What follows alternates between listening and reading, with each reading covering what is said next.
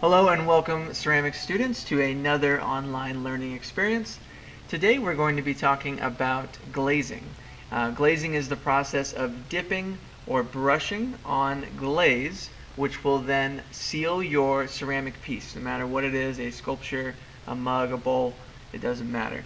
So remember, the two purposes of glazing something is to, one, sealing from water passing through, and also preventing bacteria from being absorbed into the clay. So very important from a functionality standpoint.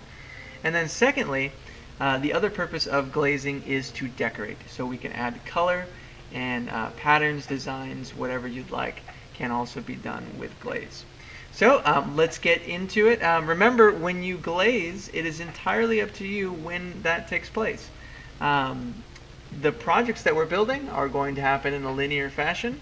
You can choose to glaze all your projects towards the end of the semester.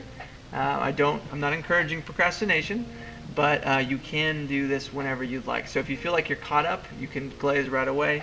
If you feel like you need to catch up on some of your building, then I would encourage you to do that first. Alrighty, so for the first couple projects that we're going to be glazing, they are smaller scale and they're more detail oriented. We're working with the spoon holders and we're working with the tiles. So this is something that I'm going to recommend that you use brushes only. I will introduce dipping later on, but let's get moving on showing you the brushing process. Okay, so in this corner here, in this lovely corner here, you can see tile number 2. Remember, every time that you go to apply a stain or a glaze to any project, you want to make sure that you wash your object first. So you just dunk it in water or run it over the faucet, and that will remove any dust or impurities on your clay. So once you've done that, tile number 2, we're going to still be using stain. Okay, so I've got my stain here. I put it in a little cup, and I'm going to generously coat the surface here. And you want to make sure that all the stain gets into the cracks, because remember, the cracks are where we're going to keep the stain present. So make sure this is very generously applied. And I am going to remove this, but you can see my tile 3 is everywhere else. So I'm going to be very careful not to get this all over. I just want it on the tile 2 area. My tile 2 and 3 are combined, if you're confused what's going on here. Alrighty, so let me I'll finish doing this and then I'll be right back with you. Alrighty, I have my entire tile 2 area stained, and now what I'm going to do, same as the first project, the first tile, I'm going to now take a slightly damp sponge and I'm going to begin to remove the stain from the top layer. So all I want is stain most strongly in those crevices in between the coils and the spheres that are on your tile 2. So again, you're going to have to clean your sponge off or move your sponge around. So I'll use the top of the sponge here, and just take your time and do this. Careful not to well, actually, never mind, that's not that's not an issue for you. Never mind entirely. So you want to go around, remove all the stain from the top here, and I'll be back with the finished result. Alrighty, I have completely removed away the top layer of stain. You can see there's still a bit of that influence there, but look how much darker it is in these crevices here. So that's exactly what we want to see, a light brown and then a dark brown in the crevices there with the stain. Okay, so the next step is we're going to use a clear over the top. So we're going to use a clear glaze that is going to seal this whole area on top, but since it's a clear glaze, we're still going to see all of this detail under here. So most importantly, please do not use your stain brown brush in our clear. So if you check out over here, so I'll move over to this area. If you were to just use that, imagine this is our nice light clear. That is what our clear is going to turn into, and stain will absolutely stain it. So please wash your brush out, and then even then go get a different brush just to be safe. So remember, we're dealing with tile 2, and now that I've got my entire coil area stained and wiped away, I want to let this dry. So it is completely dry at this point. And what we're going to do next is a new thing. So we're going to add on a clear. So our clear glaze is in the back. It is in a white container. I'll show you when you come into class. Oddly enough, though, this is the color of our clear. And if you can see, it's kind of like a melted milkshake sort of consistency. And that is exactly what you want to see. So one of the tests is you can dip your finger in the glaze. It's not going to hurt you. If it's the correct thickness, you should be able to see sort of the profile of your fingernail. You can still see my fingernail under there, and that means it is the right thickness. If it's so thick you can't even see your fingernail or the definition of it, then it's probably too thick. If you can see all the way through to your finger, then it's probably too thin. So if you're ever worried that the glaze is either too thick, which is most likely to be the problem, please come get me. Do not try and solve it on your own. I will help you out with that. Some of our glazes have been sitting for a little while, so that is entirely possible. So our glazes come in these containers. They all look a little bit different, and so just make sure you check them and give them a good shake. Make sure the lids are on, and then shake them up really well to make sure all the materials are mixed throughout.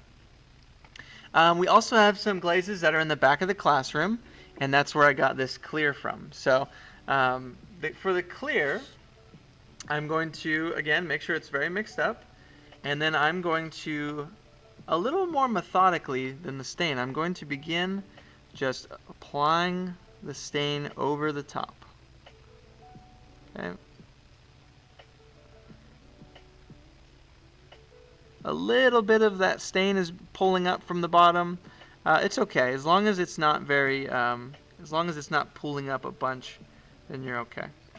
So notice how I'm working from one side to the other, and I'm just working to get the glaze inside all the cracks and evenly spread throughout the surface. Okay.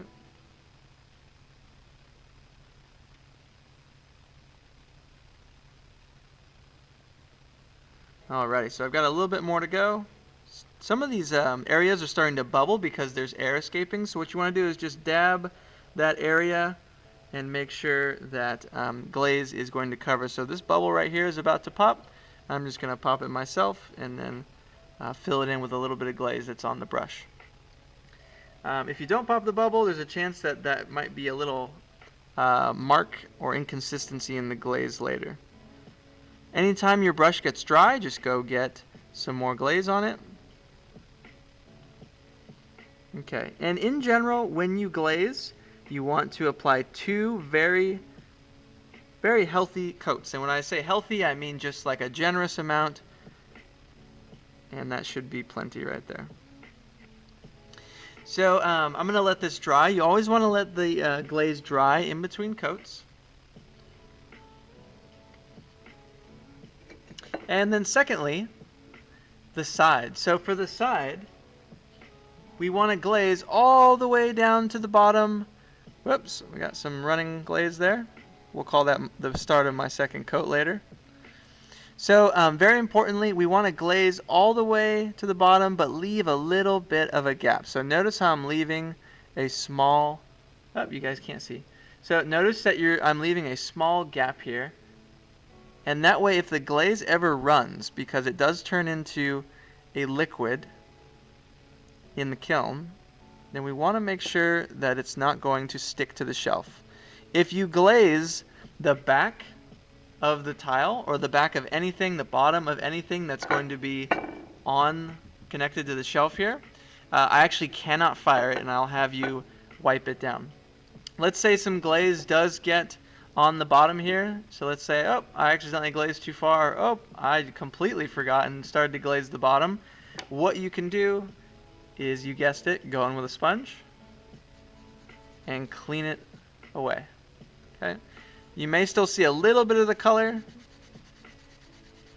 but that is not enough for it to flux and stick to the shelf.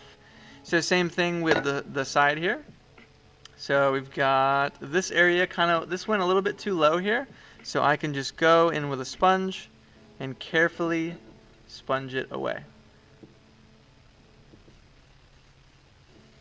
Alrighty.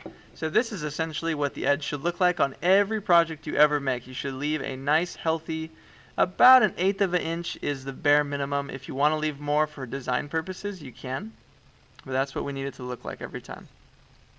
So if you look, the rest of this, except for that one area that I went over again, the rest of this is pretty much dry here. And you can tell there's no more sheen. If you touch it, it's not making any marks. So that means this is ready for my second coat here. So I'm going to add my second coat and I'll be back with some more info. So remember, at this point, this was tile number 2. We added the stain to the tile and we sponged it away. Lastly, we added the clear. Remember, this green looking glaze is the clear.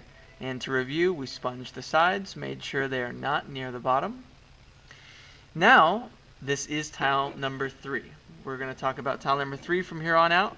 And we have a couple requirements for this one. We are to cover the entire surface with glaze, and there is some caveats about that, but we're going to cover the entire surface with glaze, and we need at least 2 glazes. Now, for a lot of your projects, you're going to want more than 2, but please don't go more than 3. If you have to do 4, I'm not going to get mad at you, but these tend to get a little too busy if you put too many coats on. So I'm going to continue with glazing this area. Now, one of the most important things to consider when glazing is what colors are going to look good together. And then also, you want to make sure that you glaze the bottom layers first. Okay? So up here, this is the tallest area. You can see this is the tallest area. And then it drops down to here. So you want to get all these lower recessed areas where the original tile is, and you want to do those first. The reason why is if I begin to glaze down here and I make a mistake, I can just sponge it away. Okay? So let's say I glaze and then I accidentally hit this coil here. Well, I can sponge the top coil away. If you were to start on the top and then you drop glaze down to the bottom, now you have to sponge past the things you've already done to get to this bottom layer. So always start bottom first and then work your way up. So I'm going to work with a glaze called Tahitian Sunset. I will warn you, some of these glazes don't smell all that good, and that's perfectly normal. So I'm going to begin back in this area. And I'm using a smaller paintbrush now because I'm working with smaller areas. So I'm just going to spread this around pretty generously again. Make sure it gets in all the little details. And when you brush up against a coil, like I'm doing right now, you want to make sure that you're going up this coil about halfway. And the reason for that is it's just easier to blend the top and bottom colors if your bottom one goes up about halfway, because it's hard to try and calculate going down. But if you go up, I'll see if I can get a camera shot of that. So you can see it's starting to go up that coil a little bit. So I'll show you that, and just let the glaze run slightly up that coil. Just like that. And from the top it still looks pretty uniform. That will allow the transition of the glaze to be much smoother if you do it that way. So I'm going to go around, fill up all these gaps here. You want to make sure none of the original clay is still showing. If part of the unglazed clay is showing, it ends up looking very, very sloppy. So if you end up glazing something and I can still see the original clay, then I'm probably going to send you back and tell you, well, I think you could do a better job here. Alrighty, so I'm going to continue working on this, and I will talk to you guys in a moment.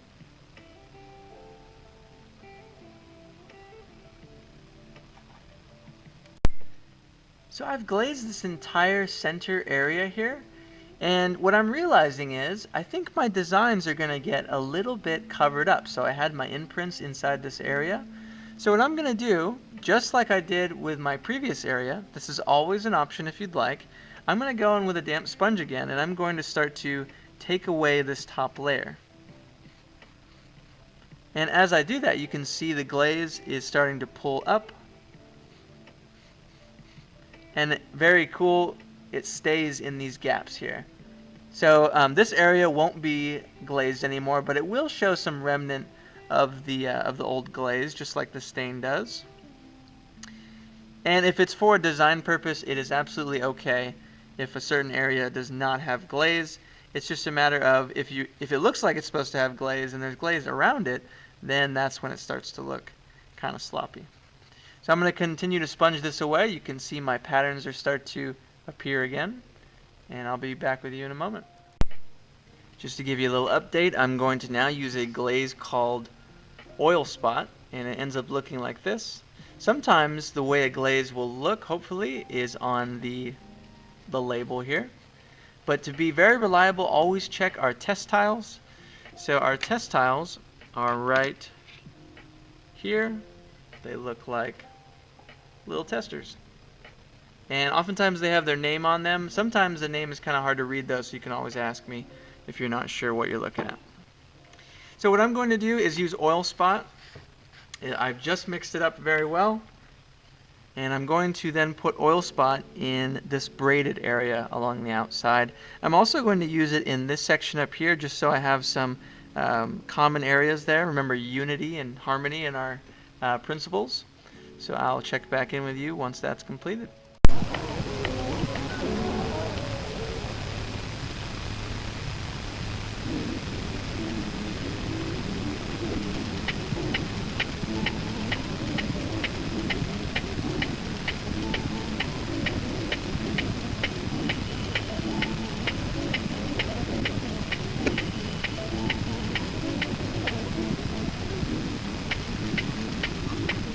So I've got one coat around this area.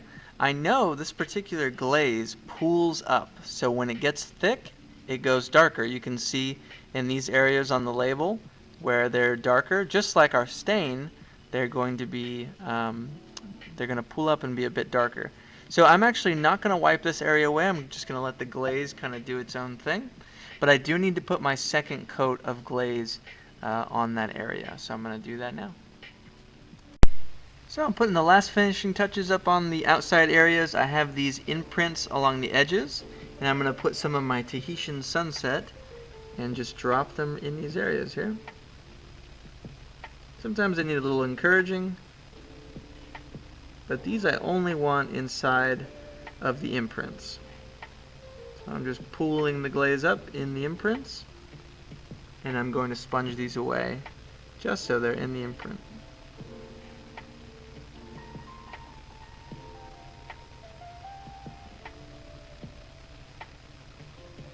Alrighty, so it's time to let those dry, and then we're going to sponge it away. So I continued to kind of go with my color scheme, and I added some Tahitian sunset to these two intricate areas here, and I'm going to again sponge those away just so it's not too bold. I know Tahitian sunset can be kind of wild, and I would rather it be more of an accent than just distracting from the whole composition there. So after I've wiped this away, I notice I have all these empty areas in here. So, and I kind of like that they're kind of plain. So what I'm going to eventually end up doing is I'm going to go back to my clear, and I'm going to go over these areas with clear just so they're all sealed, and then I should be done from there. So glazing is a little bit more challenging because you're not actually seeing the actual colors. So remember, this won't look green when you're done with it. It is actually going to look clear, and it should be like a glassy kind of whitish off-white. So it is kind of challenging. So remember, any glaze that you use, you want to take it to the edge. Like I took this oil spot glaze and I painted it over to the edge here, and now I just want to wipe it off of the edge. We want to paint over the edge a little bit just so if you were to see the tile from the side, it doesn't look kind of unfinished. So if you have it like this all the way on the side, it looks like you forgot to do something. And in this case, you did. So this is essentially how you glaze tiles 2, stain and glaze with the clear. And then tile 3 is going to be at least 2 different glazes and cover the entire surface. So I hope you guys enjoyed the video, and I will see you in class.